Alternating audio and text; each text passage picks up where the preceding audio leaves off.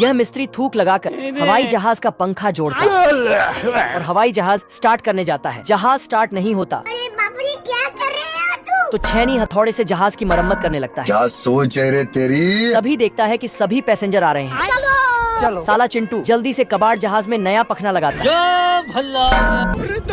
लेकिन जहाज नहीं स्टार्ट हुई तो सभी पैसेंजर गुस्सा हो गए। अगर दानिश भाई जिंदा रहते थे ना, अम्मा बहन पे आ जाऊंगा मैं इनकी। यह मोहतरमा भी नखरे दिखाने लगी। देखिए ना बाबूजी, कितनी जोरों की बरसात हो रही है। इधर चिंटू जहाज रिपेयर करने लगा। क्या रखा? पायलट बसंती मेकअप करके सबसे माफी मांगने गई। लेवल सबके निकलेंगे, बट निकलेंगे उसके जो खड़ा रहेगा यहाँ। चिंटू ने जल्दी से जाकर हवाई जहाज उड़ाया। खत्म गया।